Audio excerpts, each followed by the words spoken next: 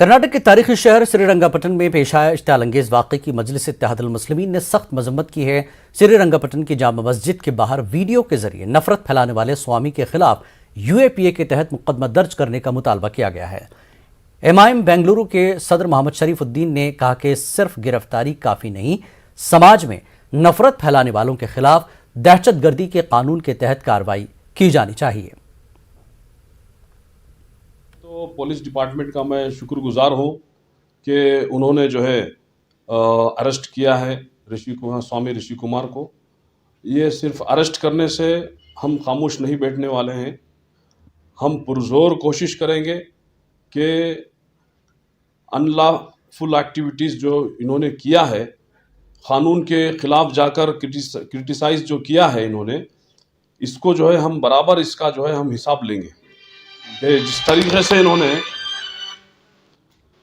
तरीके से इन्होंने बाबरी मस्जिद को फिर दोबारा याद दिलाते हुए इन्होंने जो ऐलान किया, फिर जो है हिंदू मुस्लिम का दंगा फसाद कराने का जो प्लान किया, फिर दोबारा श्रीरंगपट्टन की जामा मस्जिद के ऊपर जो इन्हें बात जो किया है, ये सरासर गलत है।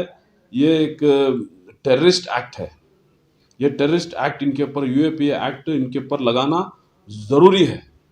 तो ये हमारी ये मांग है कि अरेस्ट करने से कुछ नहीं होगा।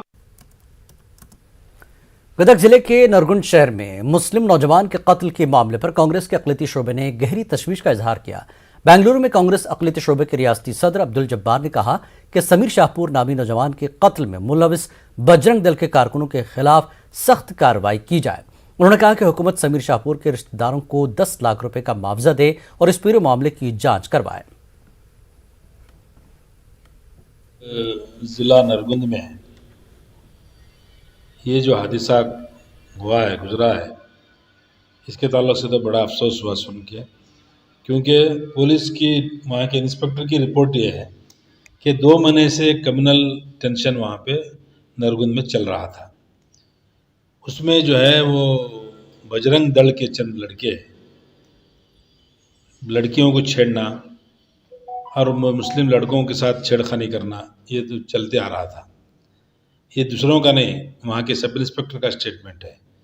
उसमें ये फिर भी ये तब का तब उसके बारे में अगर सही मानों में सही टाइम पे अगर उसका ये किया होता, अरेस्ट किए होते, थोड़ा उनको धमकी दिए होते, तो ये हादसा नहीं गुजरता था।